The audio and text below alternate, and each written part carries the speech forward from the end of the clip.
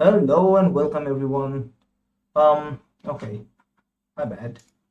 Let's go for okay. This is not a just chatting stream, but I'm just gonna set things up.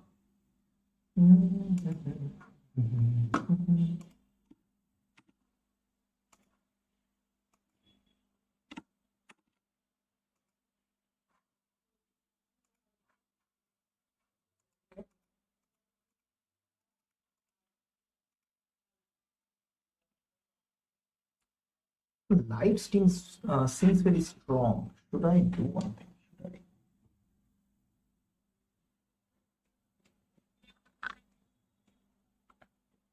Is this any better?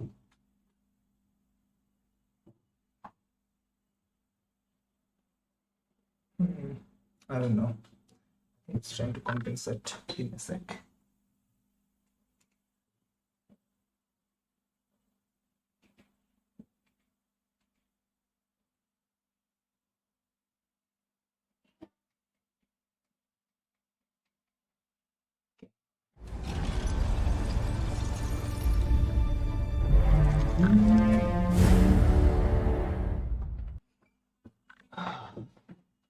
I think that's what it is.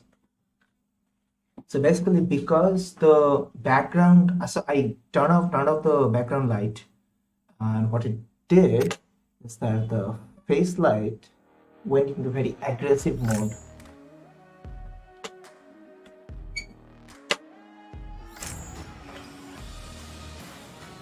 Right?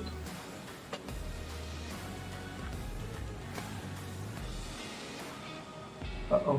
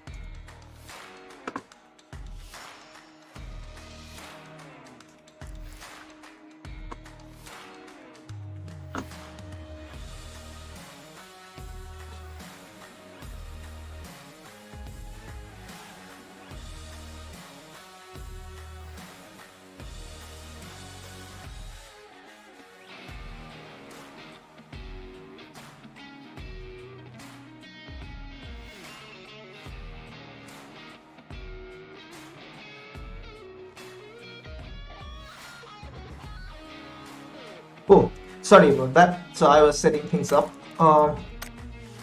FPP solo start. Okay, so I was setting things up. Some of the light settings, etc., has changed a little bit. I'm hoping it's all decent enough. It's good enough. Like, it should be fine. I'm sorry that I have to look at it this way. Seems fine, right? Yeah. So I had to work on the light settings, fixed up and stuff. And the explanation for what was problematic was because I turned off the ambient light, so the room background light of the room. It was trying to overcompensate to brighten up the background light, which absolutely was not necessary. I want the other side to be dark. Apart from me, I want the room to look dark. But the camera is trying to overcompensate for that and trying to make the room look bright, and is ending up making me look even bright and burnt out, as in over bright essentially. So because the contrast is really high, in order to make something that is dark to look acceptably bright, you need to make something that is already bright to blown out of proportion. So that's why it was looking awful weird.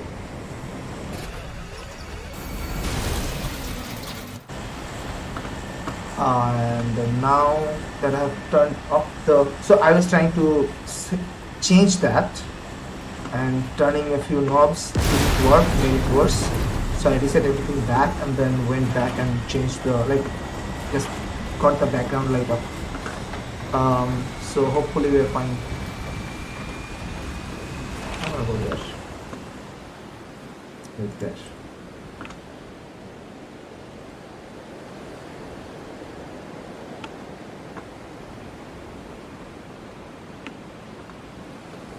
Oh, I feel like I don't have enough. What do you call that thing? I don't have quite enough. Exactly. That's what I'm trying to talk about. What I don't have. Concentration. Well, concentration today. Can't concentrate properly. So I was going to say that I'm gonna suck at the game. Likely. And I think my mind is drifting into multiple different things. We'll be fine.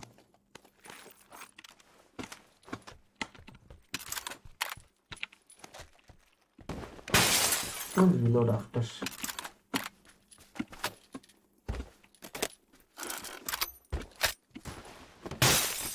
Yeah. Alright.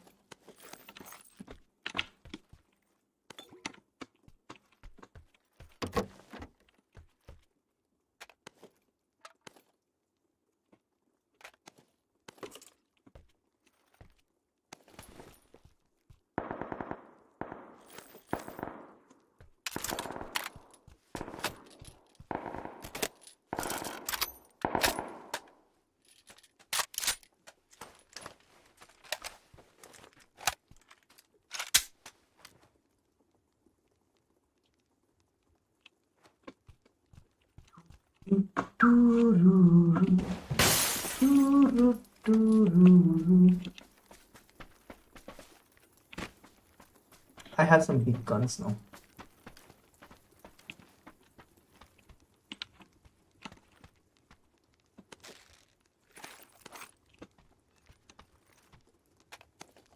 This.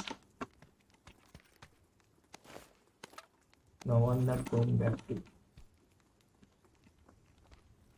762 anymore.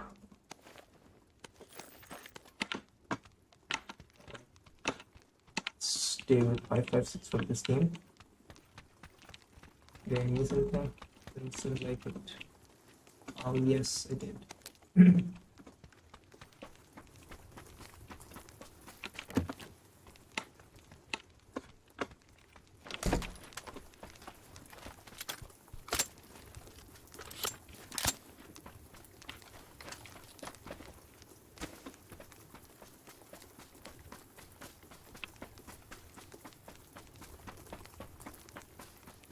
Awkward.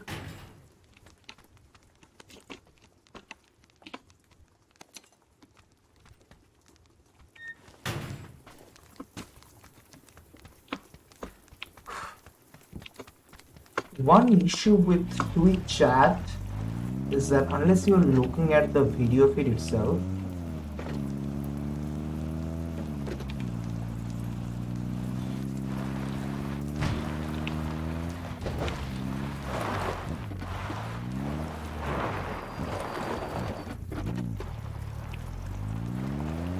you don't really know how many people are watching you.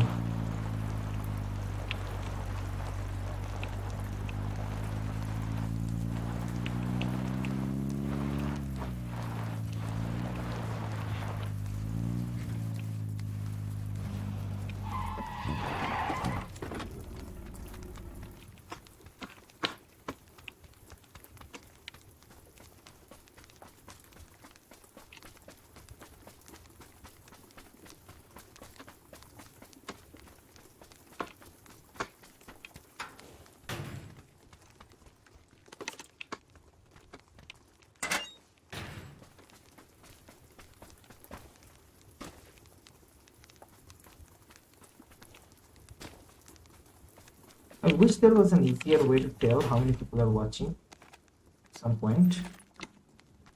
Any point. Oh my god, I have way too much 556 right now. That's insane. What, literally?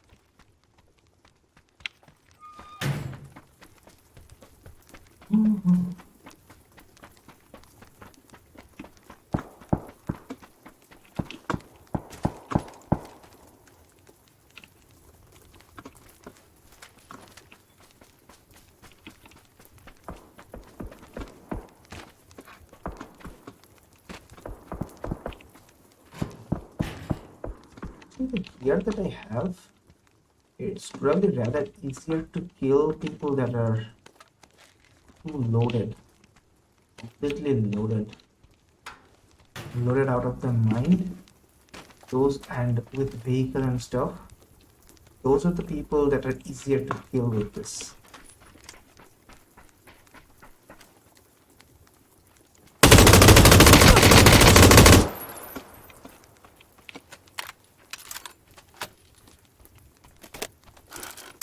What are you doing?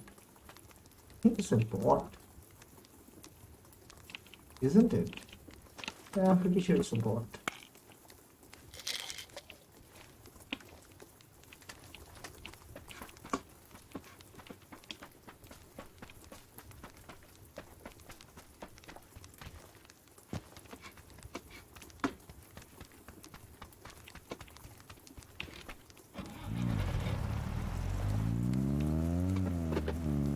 Okay, let's go to the zone.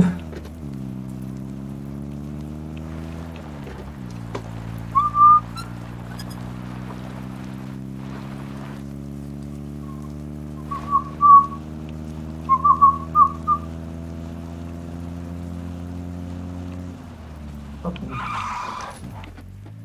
What the hell?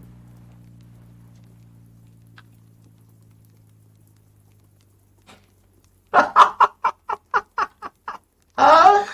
Oh boy. Okay.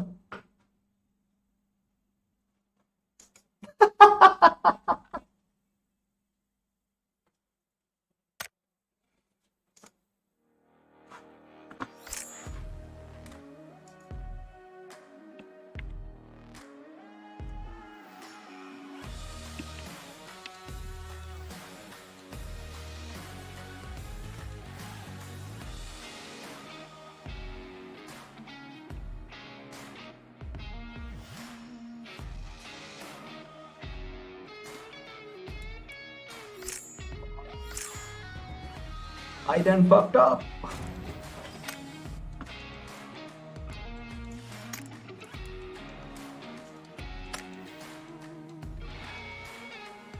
So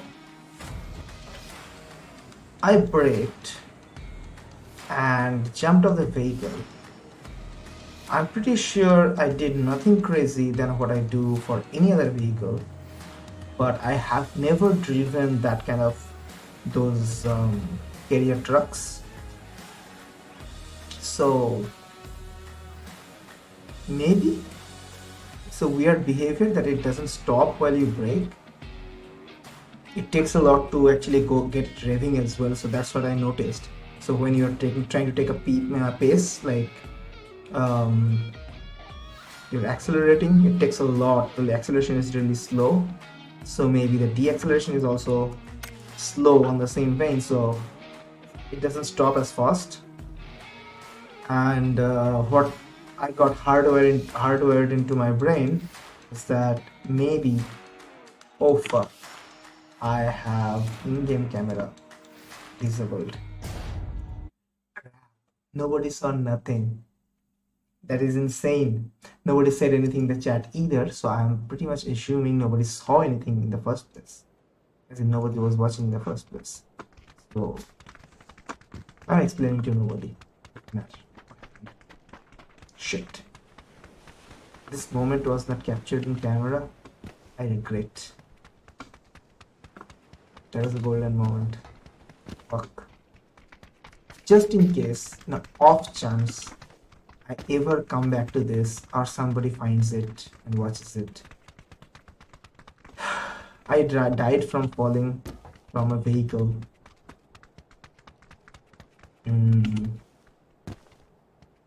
Because the vehicle did not deaccelerate in time, and when I jumped off, it was over the threshold of you're not allowed to jump off this vehicle and you die if you do.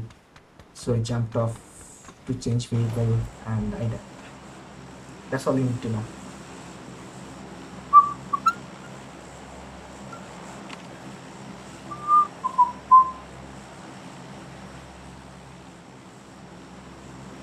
Where do I wanna go? How about this? Pretty central, and there will be a lot of opportunities to take fights if I want to, or just take a vehicle and fuck off for the drop. I think I'd prefer that, unless I immediately find some kind of range, in which case I'm gonna stick around for a bit.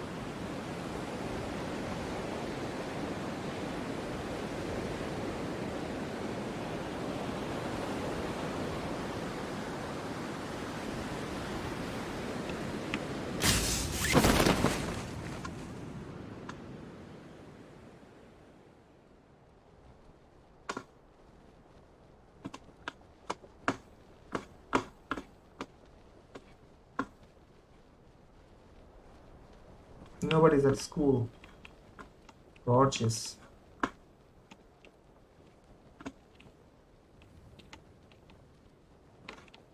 Is that a vehicle?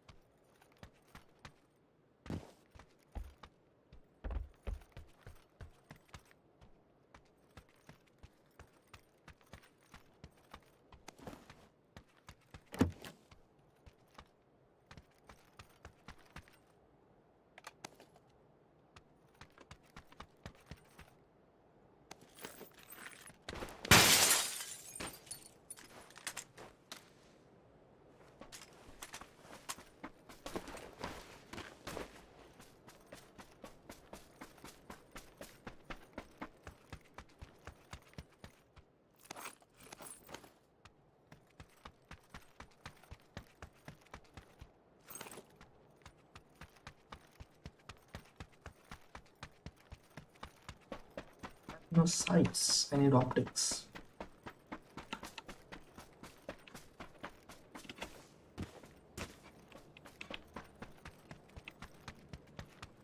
Here an aeroplane going this way.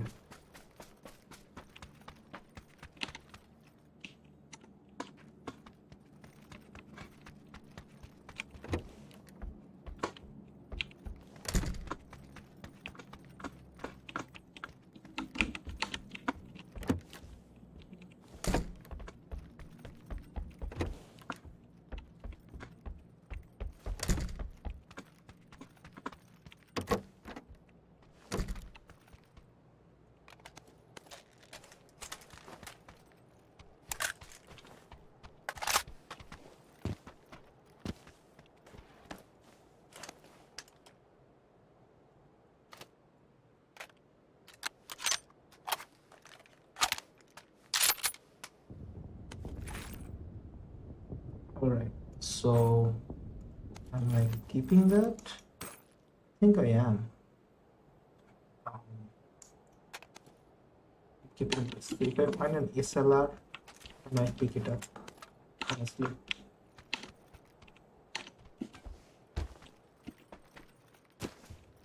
There is such thing as too much 5.56.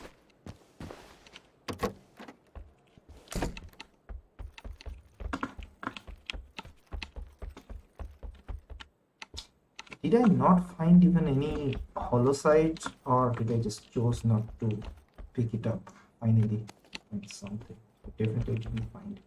I'm missing that out. I'm pretty sure. I'm actively looking for it. Did I lag a little bit?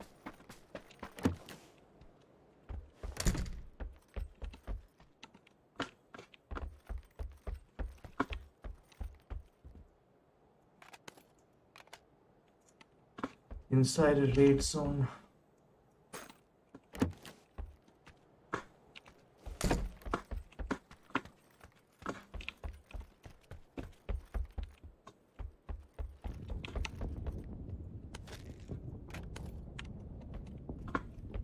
Alright, I'm ready to go into the zone, but I'm gonna wait for the raid zone to finish.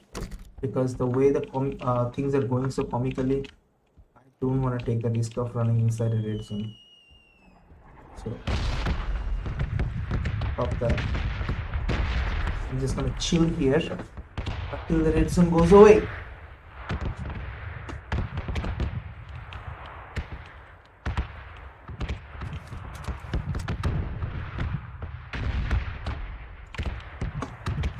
Wish I had a suppressor for sniper, because M24 with the suppressor sounds really fun. Sexy sound. I'm keeping the suppressor only because one, I could get an SLR, in which case I might want to just change to SLR instead of M24. But more importantly, if I get I don't want SKS, fuck that. If I get a Graza, take the Graza, and Graza doesn't take any other attachment, muzzle attachment apart from suppressor. I'll be set.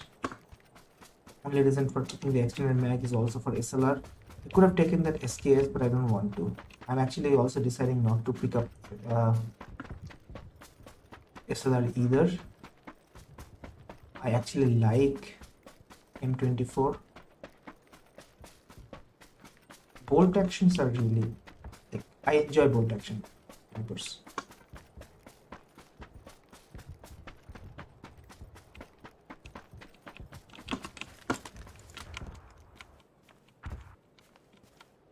There's nobody here. What a boring game.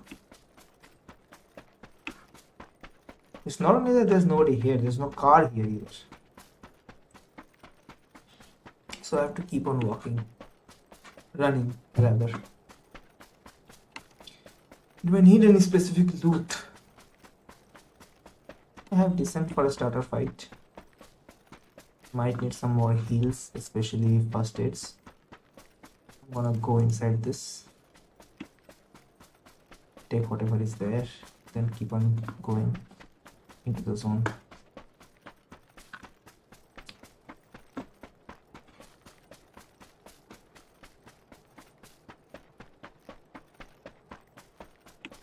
I'm running through this field just to like make people start firing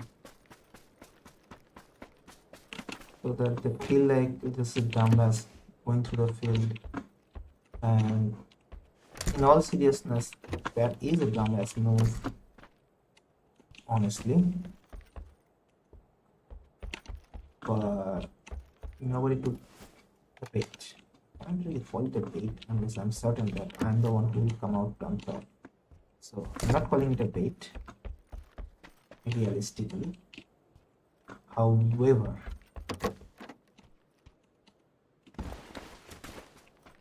the fact that nobody is there or opting to shoot is kind of boring.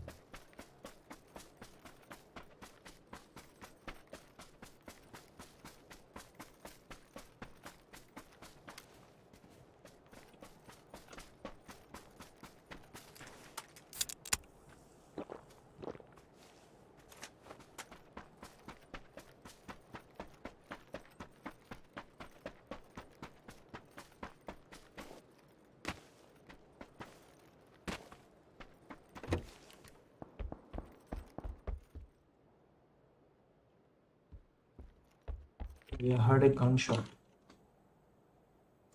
100? Oh, cannot pick up 100. Oh, I can. Honestly, I think like this is a waste, or rather,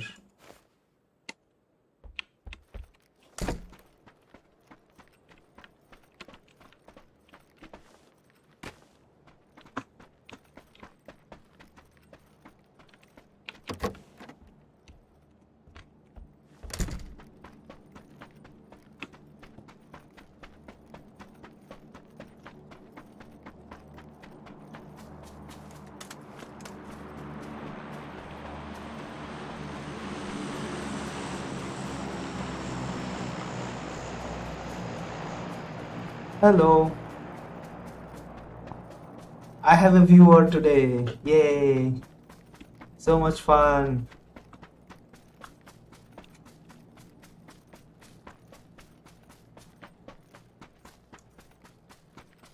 Where is everyone? Nobody's there. I was just streaming alone for over half an hour. So boring. Even the game is boring. Nothing happening. Finally I found somebody, as in I think there's somebody in here. Should we try to figure that out? No. Keep running. Anyways. Yeah, so I don't have a topic today to discuss. It's playing video game. What the hell happened here? Somebody put the car up there.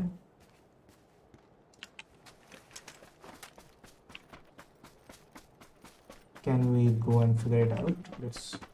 Let's try to find who that is. What about your writings? My writings. So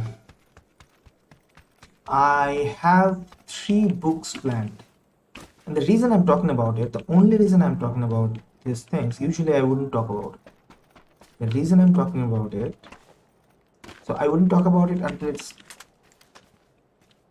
finished.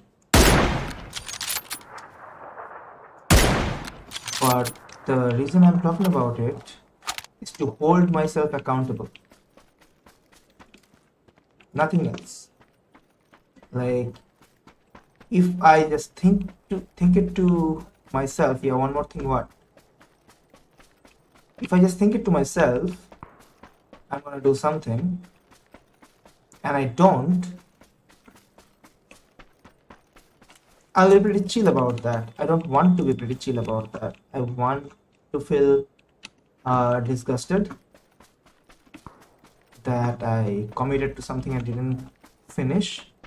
So I'm trying to talk about it and letting other people know, for them to ask me about it, like, hey, you talked about this thing, about writing a book or something. Have you done it? So that, yeah, I guess so. After it's done. Oh, that's what I'm talking about. Usually that's what I will do. I will talk about it after it's done. But the only reason I am comfortable talking about it now is because I think there's some value in letting people know that you are committing to something. Because if you fail, like if you're just procrastinating, not doing it, not finishing it, and so others would ask, like, if you ask me after 3 weeks or a month or 2 months after, dude, what happened? What happened? Where's the book you talked about writing?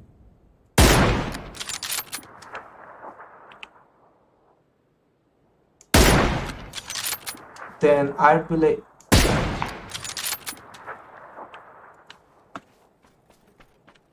like, oh yeah, I didn't quite finish it or didn't quite start it.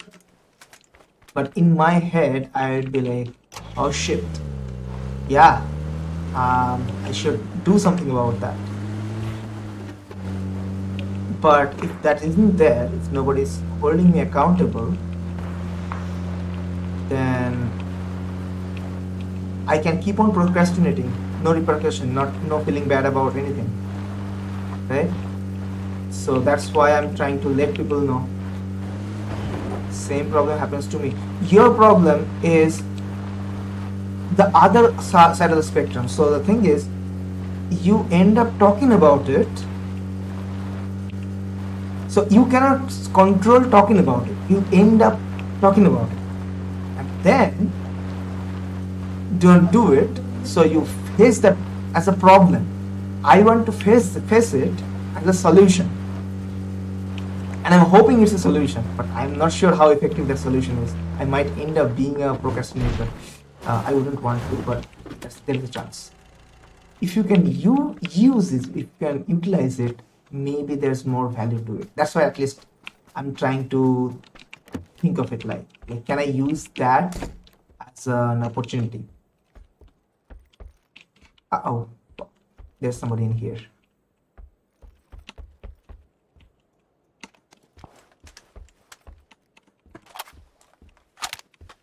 When you say that same problem happens to me, don't you mean that you end up talking about it to somebody else and then others ask you that, hey, you said that, what happened? Did you finish it? I'm asking that because I have been that other person who asked you that kind of question, right?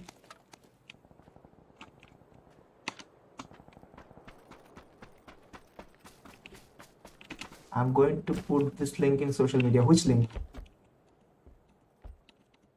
Oh, oh, crap.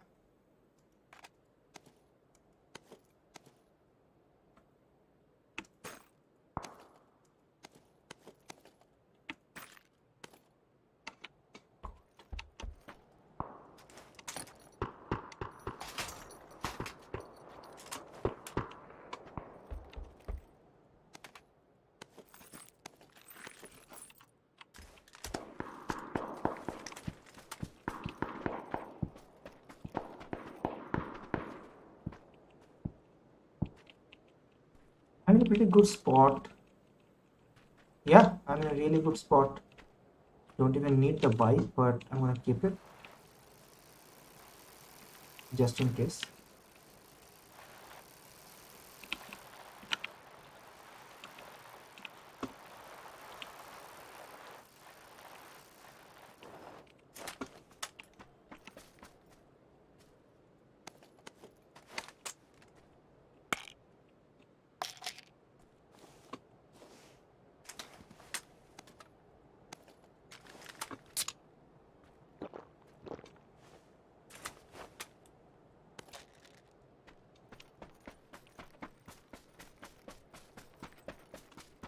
Yeah, that's what I'm talking about.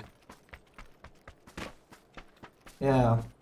You start thinking about what people will be thinking, they will be thinking this, thinking that, and all this kind of stuff, and get into that loop instead of actually finishing it, like utilizing that as a. So let's say, let me give you an example of what I'm talking about. So you drink coffee and then see it as a problem that, oh my god, I cannot sleep, right? So you had coffee and now you can't sleep, and this frustrates you, like, god, my sleep is gone, what do I do now? And for, like, the way I'm suggesting it is that use that as a energizer instead. So when you don't want to sleep, I don't want to fall asleep, how do I make sure that I don't have a coffee? So the same thing, same effect, right? It looks like a bot.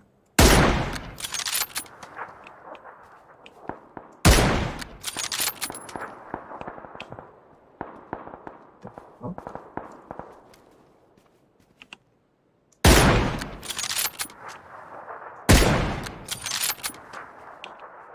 This is a bot, like, god damn. I'm putting myself in danger. Yeah.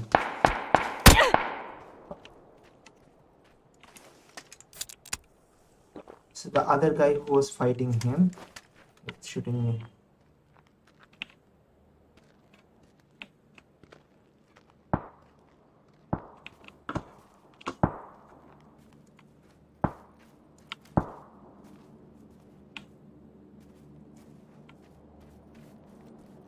Fuck, bots suck.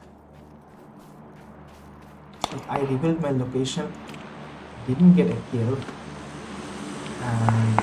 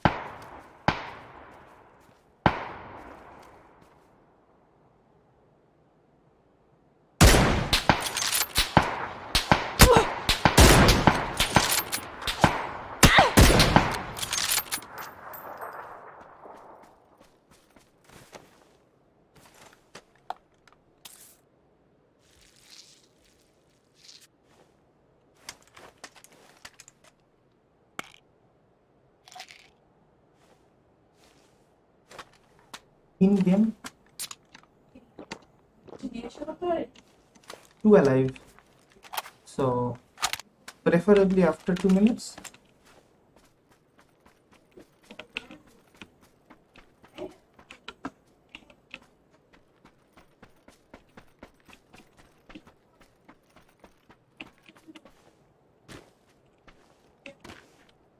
Get them to die.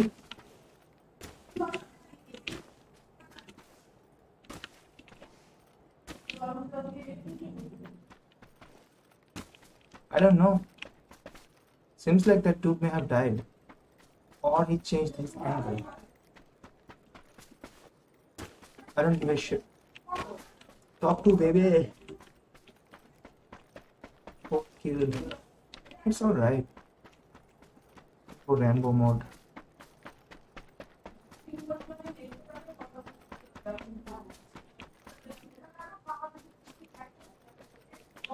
Probably bad idea to go out of the zone, but dinner time, I don't know, probably, maybe not. She said she wants to ask me something. I'm not gonna have you didn't she said she wants to ask me something. দরজা খুলে রেখে গেলি কেন? এই সমস্ত জিনিসের জন্য রাগ ধরে জানিস তো?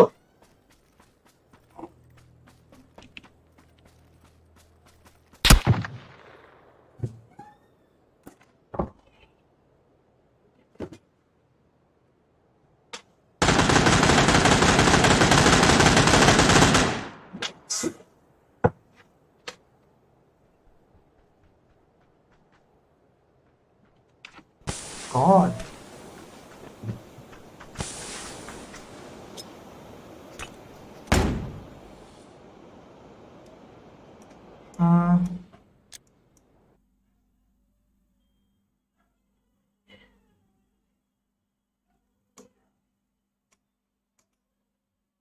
All right, I'll be right back.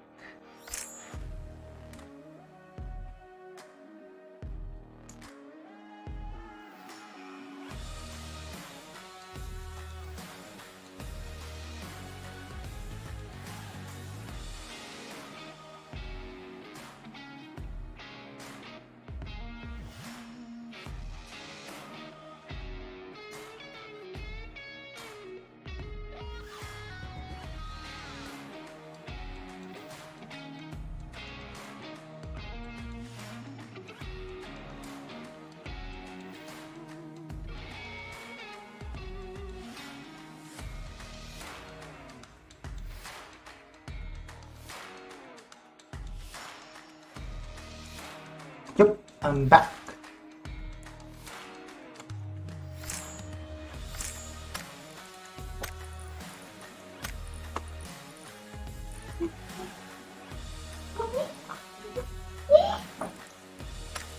All right, new game.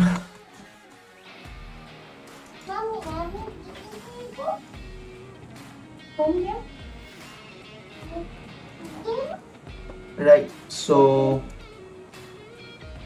about the books. So I'm planning, আপাতত শুধু মিমি আছে। মিমি watching. শ্যামনগর থেকে watching. কোন গেম খেলবে পর? মিমি। Yes, মিমি। মিমিকে হাই বলে দাও। হাই বলেছে।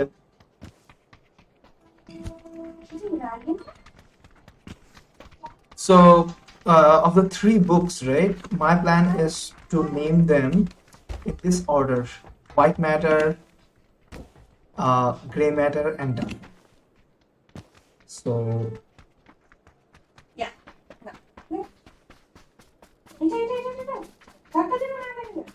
Obvious color gradient aside, there's a few more significance to this for this naming scheme. So first is I'm a very much of a monochrome person. I'm not a black and white person, but I'm very much of a So she said hi as well. So I'm very much of a monochrome person, right? I'm not a very colorful person. So my shit that I write also gonna be monotonous, monochrome, and white, gray, dark kind of captures that. That's one thing. Second, white matter and gray matter are effectively like the terms we use to refer to different parts of our central nervous systems. So the myelin sheath part is basically the white matter, and the neuron, what do you call that? Star kind of the shape of a neuron. That part is generally called the gray matter. So white matter and gray matter are, in a sense, I'm referring to our perception and interpretation of the world, in a sense. The part that we control, the part that brings light, essentially, the effect of light is there. There's a lot more to discuss on that, but I'll come back to it after describing what is darkness. Now, on the same vein, when you call it something dark matter, and I'm not calling it black matter, because as you can notice, like by that thing, the white matter, gray matter, you might think if it was just based on color, it would make sense to call it black matter, but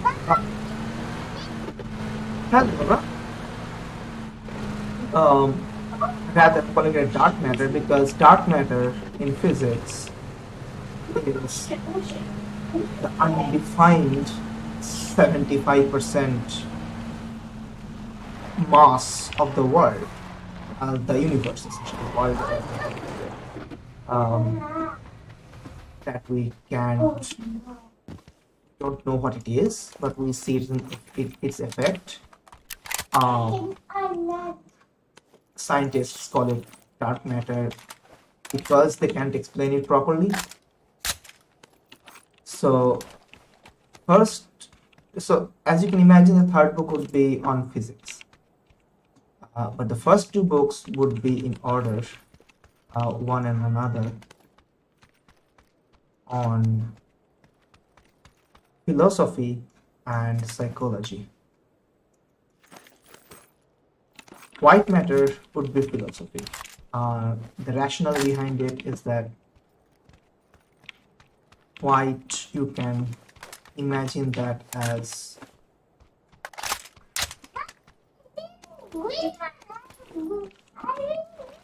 imposition of light. Okay. So the effect of light essentially is what turns something that's dark to be white. It's a far-fetched concept, but anyways, like if something of all those three things, philosophy, psychology, and physics, one thing is more likely to be white or have a fairer interpretation, that definitely is philosophy. Because by the very nature of it, it tries to explain without any biases, including its own inherent biases. On the other hand, psychology is the general understanding that my perception, or the perception we are talking about, is limited. It's not perfect, it's not right, it's not correct, it's somewhere in between the right and wrong.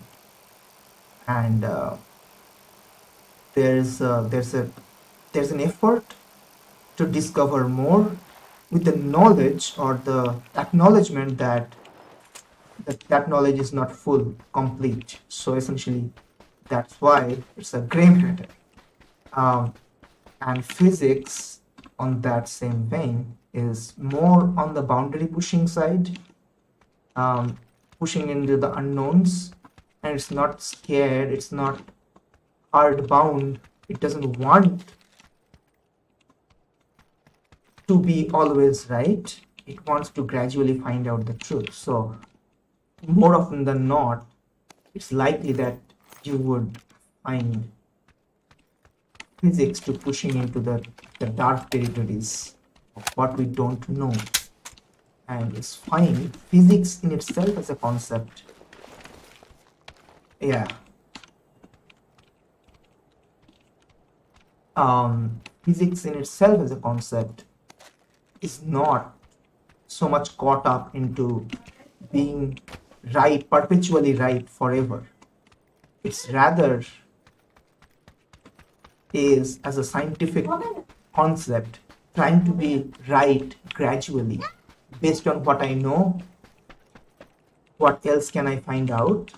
How else do I discover that is to be discovered in the world? So, what is white? The part of our cognitive process of physics doesn't want to dabble in there. It's already found out. You already know. It wants to go into that dark, unknown territories, right? So that's what physics is about. So that's one way of interpreting that.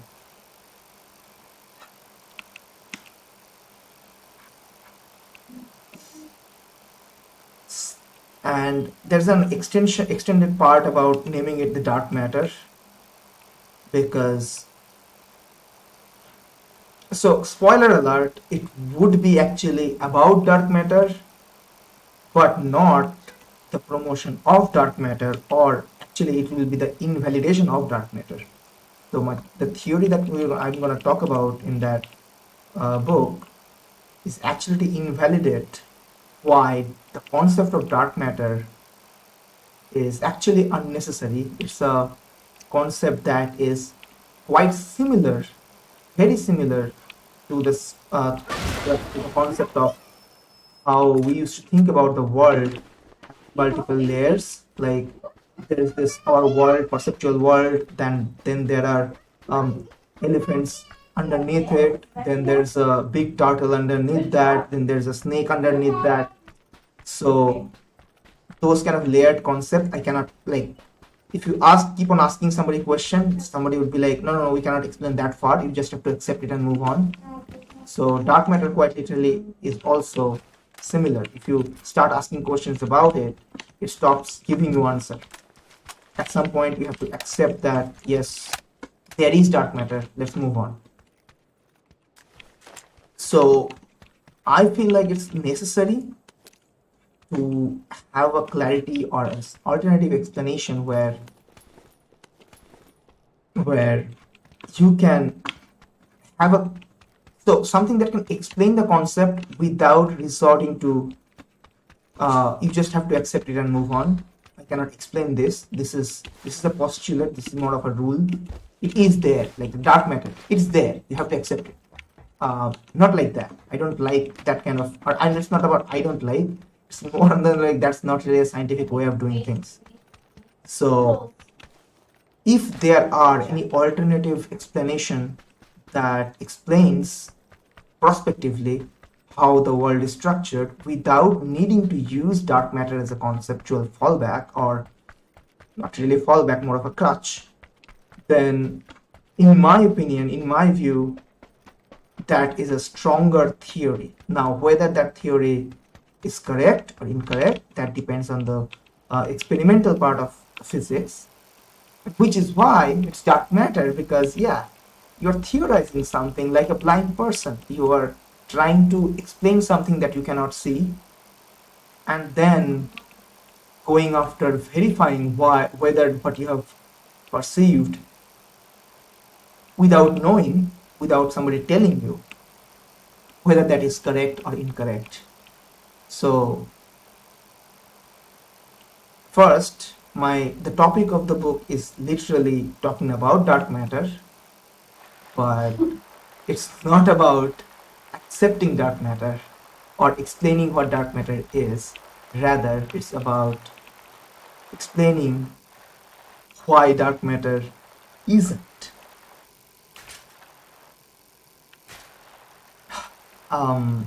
So the people who are actually interested about dark matter for whom the title would probably make some sense, and probably they would want to pick the book up with some expectation. That's the correct target demographic, and probably it would go to that exact demographic, catch that demographic essentially, rather effectively. That's the hope. I'm not sure that whether that's again, I'm not sure whether that's effective or not. I'm hoping it to be effective. But in any case, the name, the trio, as in three names, make a lot of sense in my head. So that's why it is named as such. Now, this is actually pretty interesting because speaking out loud is helping me draft that book. At the same time, have a public record of it so that I can go back to, right? So the first two books, let's talk about them as well. So White Matter is more on the line of, as I said, it's about philosophy. And so philosophy is as an old subject, and I don't mean that in a demeaning sense. As a old, that doesn't mean it. I mean that in a best possible way, that it's something that has been, it's a path that has been traveled by many people over a few millennia, right? A few thousand years. Many people have, millions of people have given it more thought. What's there to talk about or think about in any way? What's more is there. It might appear as such. So to that end, my justification is, and here's the thing, I need the justification. I cannot operate without that justification. Why am I doing something? It's kind of essential for me to define to myself, not to somebody else, but I am okay to bring people along to the journey. But to myself, I feel the need to explain something. Why am I doing something before I start doing it? And my justification behind that, thinking about taking philosophy as a project, is a vehicle that came in.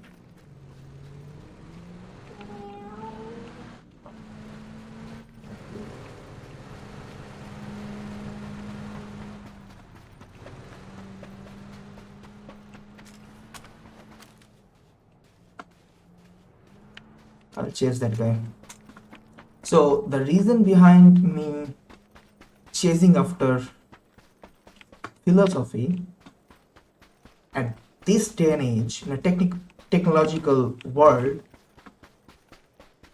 is because I think very lately, the world has become significantly different than the golden ages of philosophy. Should have taken the cycle. It's a stupid move. I'm gonna go and take the cycle. So while we're running, so what's your contribution in philosophy through your writing? Yes, that's the part I'm trying to explain. So the value that I would bring in here is, compared to the golden age of philosophy, right now the world is significantly different. I can describe how those things are different, but for like as a baseline starter, let's say the world is significantly different, and because of that, some of the assumptions that were correct during that time, like let's say 4,000 years back or 2,000 years back or even 500 years back, are not necessarily true anymore. They don't hold true any longer. And the nature of what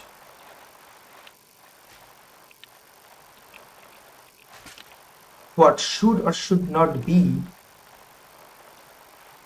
I have posted this link in social media. Which link? the link to the stream, that's fine. Like, yeah, I'm totally fine with that.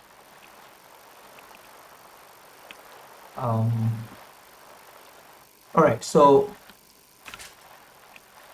there's a difference between truth and ethics, essentially, right? So philosophy tries to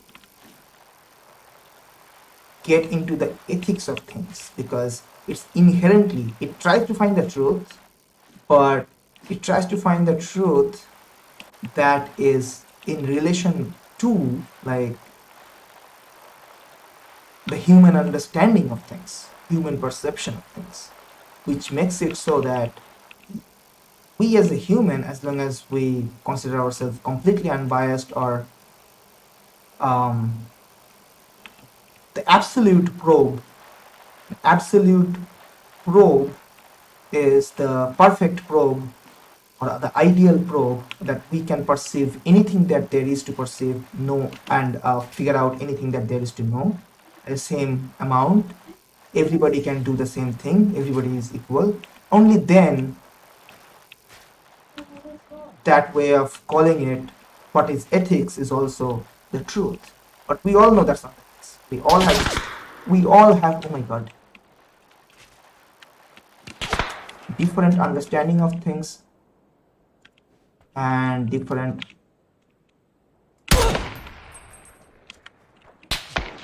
okay, I see. So different way of understanding things, different way of perceiving things,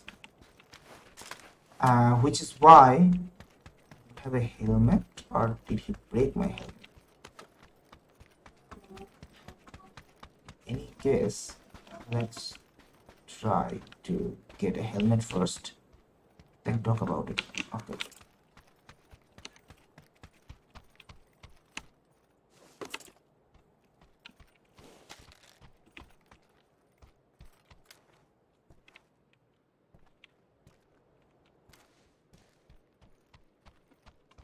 Change my angle. I'm gonna change my angle.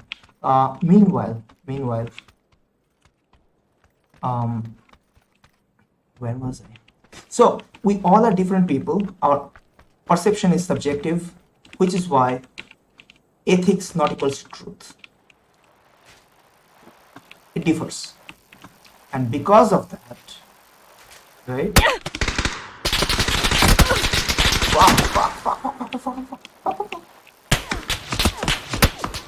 Sure. Anyways, God, I should have taken that fight. I got caught up into explaining shit. Anyways, not making sense. Let me jot down my thoughts. What? I lost. What? I have the biggest snake here. Okay, fine. Revive. Right. So coming back to the point. No, it's okay. I can revive. Unless we are perfect probes, truth not equals to ethics. Philosophy tries to find the ethics because we are subjective as human beings. Ethics is reliant on our subjective perception and the baseline assumptions what is true in the world at that point in time. Because time is keep passing on and we are getting from one age to another, one era to another, and different things are becoming more apparent, more obvious, or something that is considered right is now wrong, or something that is wrong that is right. Not only that, some of the ways of what is possible and what is not possible, all those things keep on changing to the point if you work something out, right, work out a solution, depending on some of the premises, and those premises change, the solution changes. And that is where my point is, what I'm trying to say is that the world has changed significantly so that it is up for a re-evaluation. One of the baseline example for that would be most of the Western philosophy, even Eastern philosophy, most of the basis of philosophy tries to answer a couple of things. Like, I'm not going to say two things because there's more than that, but two primary things. One is basically what are setting the base for ethics, like what is virtue and what is vice. That's one. Second thing is life is misery. How do we limit that? How do we have a happier life? So those are the two base things, key things that philosophy tries to answer.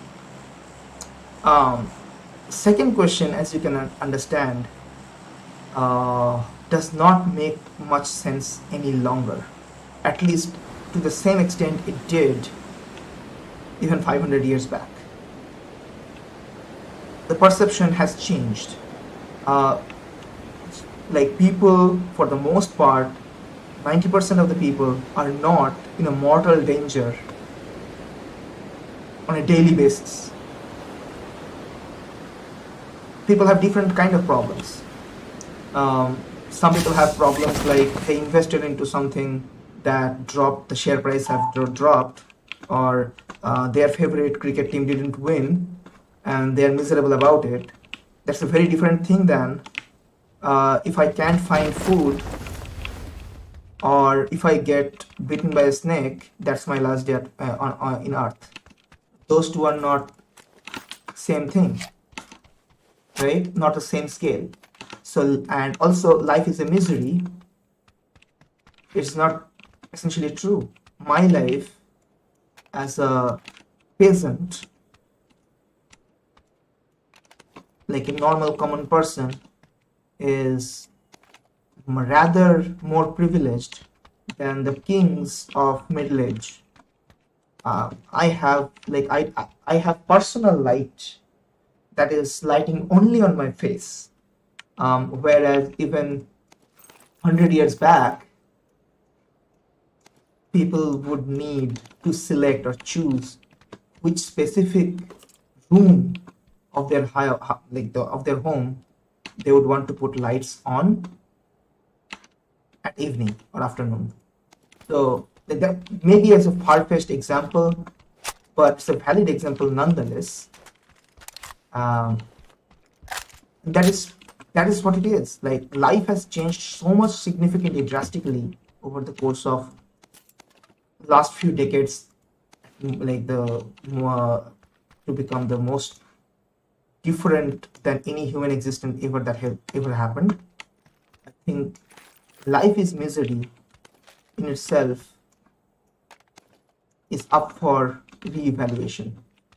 If life is a misery in itself is not granted or given, then a lot of things that is based on that, a lot of decisions or a lot of philosophy that has stemmed from it, they would also need to be re-evaluated. The other part is what is virtue and what is vice. Again, the way the world has changed, we have changed our values accordingly. Take an example of, let's say, George Washington or any older US presidents, right? Most of them had slaves, and that was socially acceptable at that point in time. Nowadays, we don't find that acceptable. Not only that we don't find that acceptable, there are times or places where we take active measures to bring down their statues and stuff. Like, people who were slave traders, or used slaves, we try to bring down their statues. This happened in recent days. That means the values have changed significantly.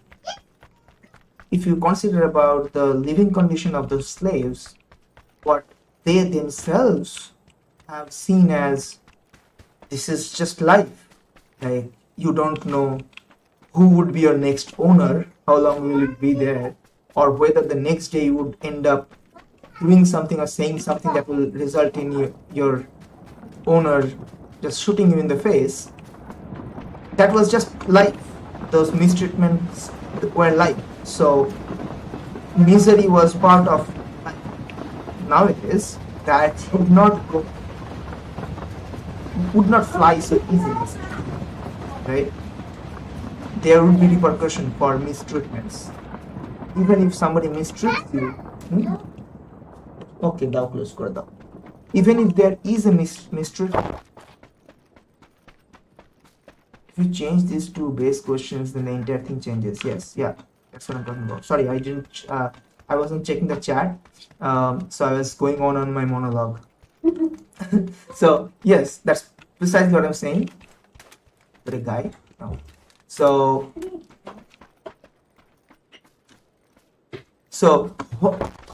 what is considered misery, life is misery, also has the roots in accepting that there are things that I cannot change. Like if there is winter, I would be cold. If there is famine, I would be hungry. Or if I know there is no way to know whether there will be drought this cropping season, or there won't be. There is no way to know whether there will be a what to call rains or not.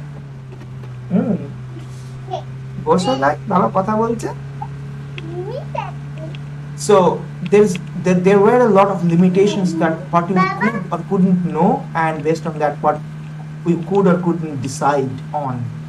So misery was basically a fallout effect of that. Baba, Mimi বাড়িতে আছে। ও মিমি বাবার সাথে কথা বলছে। মিমি এখানে চ্যাটে লিখে দিচ্ছে, type করে দিয়েছে। সেটাই ও বলছে। Yes. Doesn't matter whether she talking to you or not. That matters to her. What? Very, very big. Right. So. But I mean, okay, so there was no way for you to know all those things in advance, most of those things in advance. So you accept that as a destiny. Right, করছিস রাই মামিকে chair করছে, রাই মামিকে chair করছে আর ওর মামি game খেলছে, snake game খেলছে। মরে গেছিস না? No, the biggest one. Holy shit, big one. Biggest.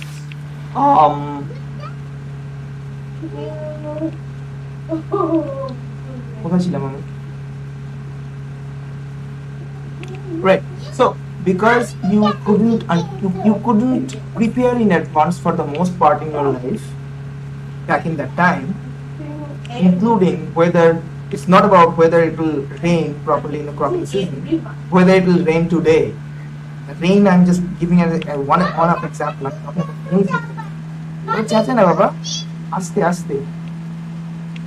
So it's just one example, but the thing is, you don't know what is going to happen next hour.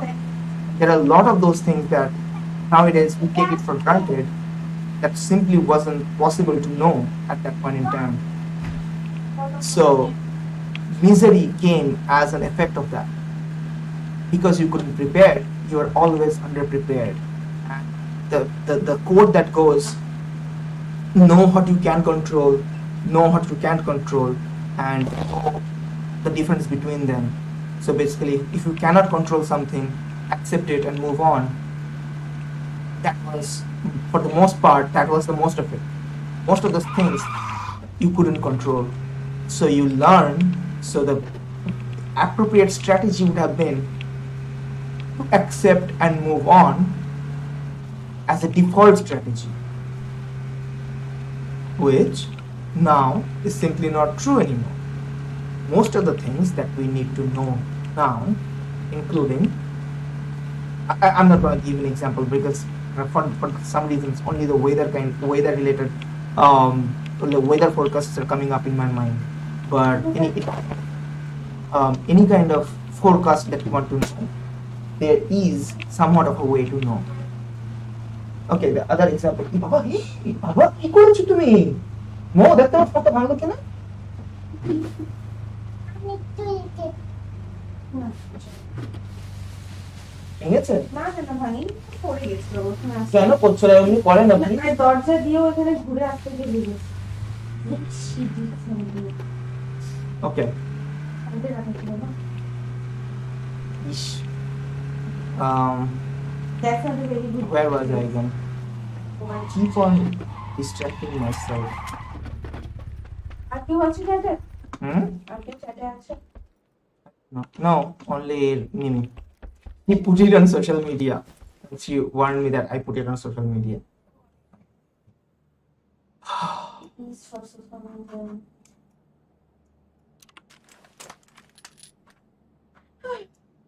I'm winning, but it's not fun. Why winning is not fun? So forecast, yes.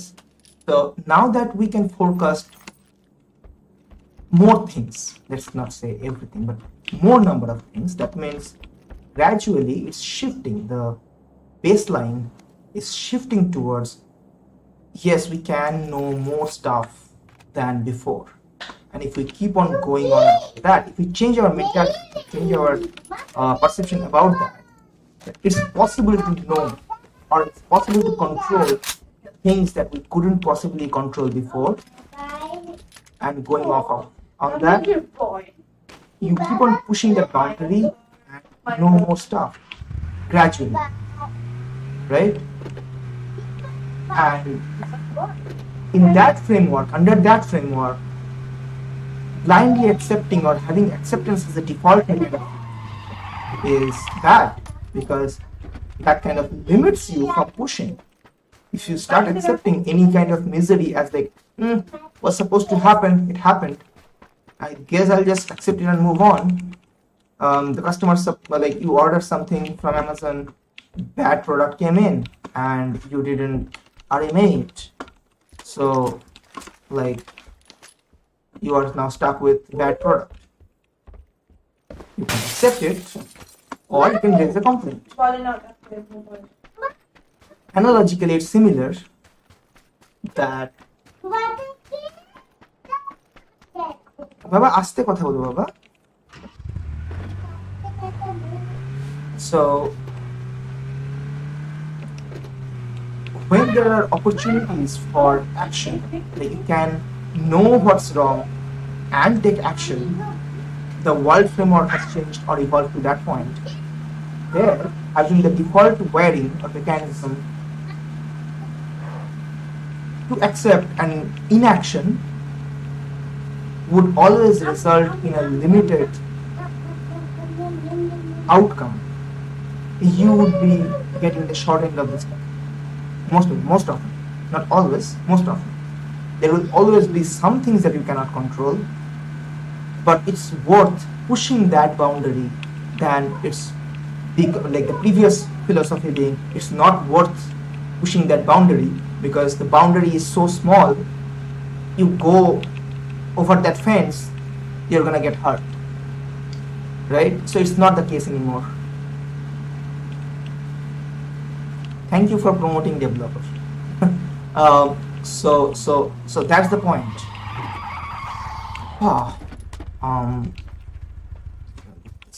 Let's not go back. So that's one thing. So those are the two things about philosophy. Did I miss anything?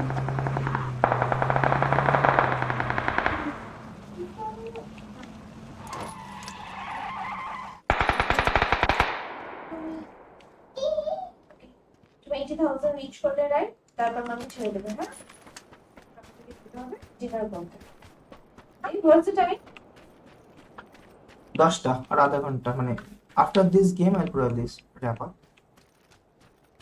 এটা দিয়ে যাবো So this is the game that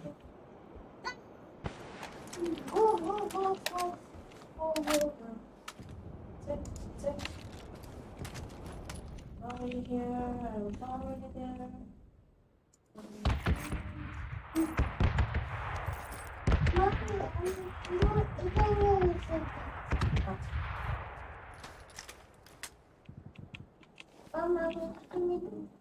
কটা নিচ্ছ তুমি? একটু নিব। কি নিচ্ছ? একটু কি?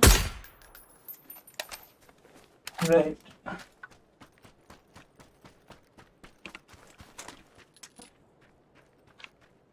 What? Great. I need to be 20,000 coins about. চলো। So don't distract me. তুমি দেখতে দাও সামনে। আমাকেও দেখতে দাও। আমি তো খেলছি। বেশ। Almost finished. Yes, 20,000. Now I leave.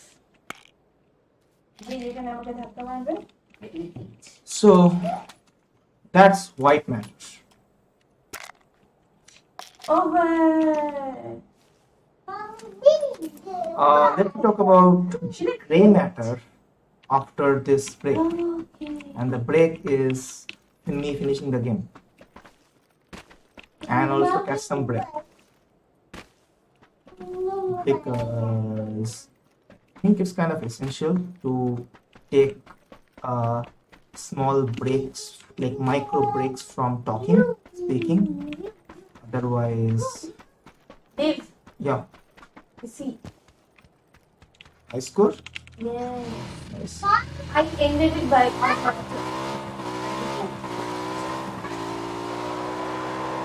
Wait, now we have to go. Dinner time. Why did it not go? Because ice. Fuck my life.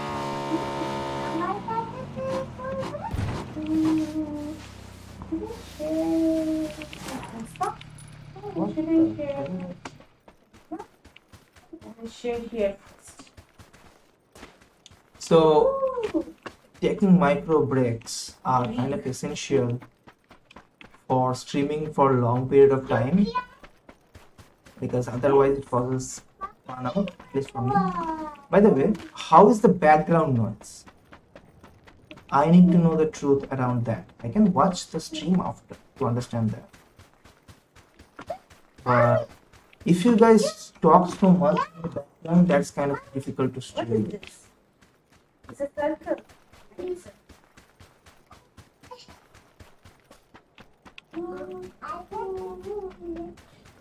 Wow. Yeah, the break is more of a me not missing out on people.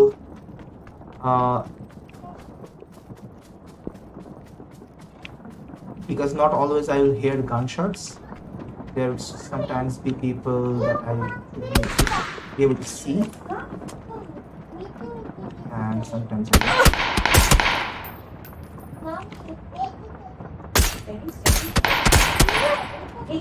Right? So that way Why is not copying? I need to be able to see people. Challenging part while playing, playing while streaming, is that I have a light on my face, so definitely the contrast of the monitor is lower. That makes seeing things a little bit difficult. I'm pretty sure it looks better on the stream. It's more vivid on the stream than what I'm seeing, because I'm seeing very blunted, darker screen.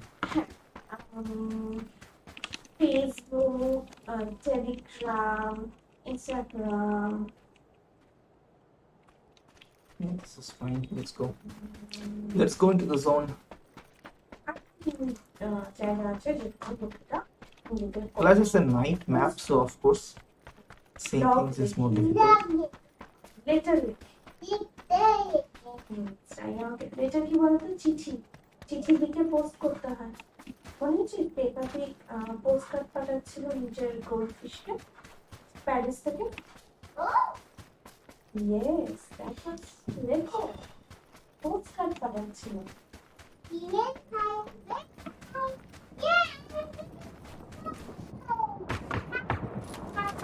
Meeting of the what?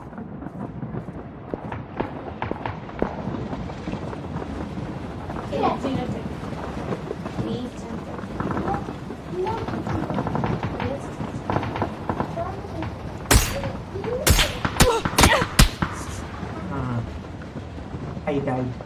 I Let's know. go. Still,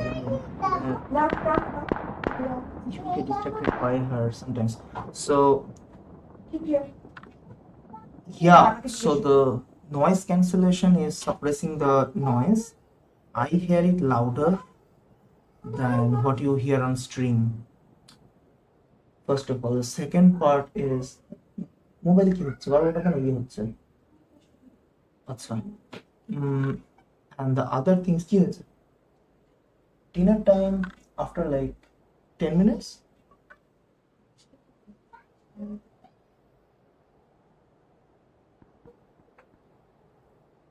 Okay, I'll finish the stream in a bit. 5 minutes তোরা দিতে শুরু কর. And the second thing is when I am listening to the game, this game, it's very important to listen to the sound, the ambient noise, because otherwise if you don't, you're gonna miss out on somebody creeping up on you. So it gets a little bit distracting when I'm trying to focus and there's an ambient noise that I cannot control coming in that's stopping me from noticing the ambient noise of the game. Did not need that extensive of an explanation, but I don't know, explain everything I guess. Right. So gray matter. Now the gray matter one is a little bit interesting. It's easier to explain that concept bottled up, like as in form of a summary, but I'm pretty sure it will be very difficult to explain that to another person convincingly. That is fine, but the boiled down summary version is we are all subjective, yada yada yada, we have different perceptions and all, but to eliminate the unscientificness of socionics, MBTI, etc etc etc, and also address the part that gets questioned most often about Freudian psychology. So bring both the socionics and Freudian psychology about ego, superego together, turn that into a scientific concept, as in at least build upon a scientific basis, so that it's trickier usually generally to talk about human things in a scientific manner because you always end up stepping on somebody's foot, but as there can be an effort, and I think I have found out that ground where there's a possibility that those two concepts essentially are not that different, they are kind of same or similar. Again, it's an meta NI concept about merging down concepts into one master concept. That's what it is, and what it will try to do is that it will try to amalgam the nature, nurture, and the development of a person, and connect that with the outcome, like what that person ends up being, ends up becoming, how that person is perceived or accepted by others in the outside world. So it's also looking inside for that person, how that person came to be. Also, that doesn't necessarily mean that's how that person is actually projected outside of the world. How other people look into that person and what do they see, and where is the disconnect, if there is any, what's in it for either of the sides, like the person or the non-person, like the everybody else. What's the shortcoming for either sides to make it easier for the other person, because at the end of the day, if you are trying to be part of a larger hive mind, like the humanity as a whole, then it's kind of essential to communicate at a larger bandwidth. And there are different ways we are figuring out how we can expand that bandwidth technologically, but I think there is a necessity to understand people have inherently different perception or inherently different scale through which they measure or see things. And see and measure are both that input and output, and which I will go into in extensive detail into the book. But that's how I see it, right? So those explanations would be there. How a person come to be the person that they are, and how everybody else see or perceive that person, and what do they take away from that person, and what can we do to tweak that, change it for good or bad, doesn't matter. How do you want to change that? That's up to you. And how we can use the previous knowledge of socionics and Freudian psychology, part of it at least, the way he talked about id, ego, superego, that part. How do we merge all those concepts together and come up with something that is reasonable for a regular person, layman, to understand? By layman, I don't mean uneducated or person with limited education, but I'm talking about person who wants to care about these topics, who wants to know more, or has the need or drive for self-improvement, or more of a holistic, the improvement of the entire humanity as a whole, has that like something that it is something that bothers them, essentially, right? So it's for them, not for anybody.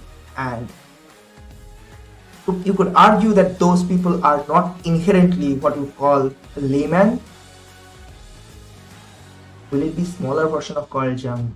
No, Carl Jung's research paper would be an ingredient. Like, an analogy would be, if I'm making a biryani, Carl Jung would be the masala thingy, the spices that I'll put in a wrap and put it into the rice.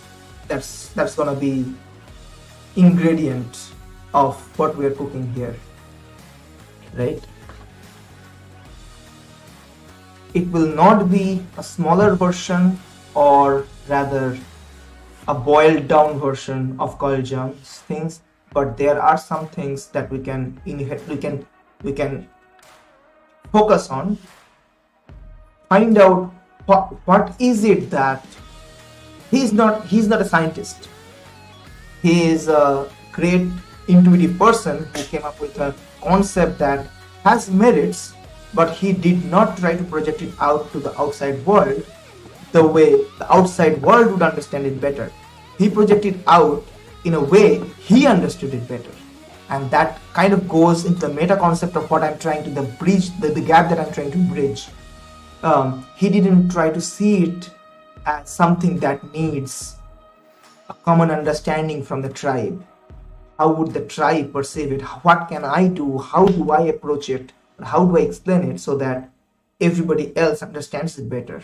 Or how do I make it more provable? How do I explain what's the fallibility? How do I make it more testable? How do I work with more data in order to come to a conclusion, at least, even though I cannot prove mathematically that this is the model, but of all the observation we have, this is the one that matches up. So there can be different ways to approach it, inductive or deductive. He did neither. He just went ahead and, like, through my third eyes, I see this. You will just have to accept it. In all fairness, what he found out has good merits. A lot of people have generated value out of it, but I think there are opportunities to make it into a much bigger, better concept that has a shared understanding across everybody essentially. Like nowadays, I don't have to go around trying to prove the Earth is a spherical object or geoid, or essentially like it's not a flat pan, right? Like thing for the most people, for the common mass. Most people, and by that I'm not trying to discriminate anybody. Most people who know anything doesn't need to be highly educated. They also know the approximate shape of the Earth, and that becomes a common knowledge.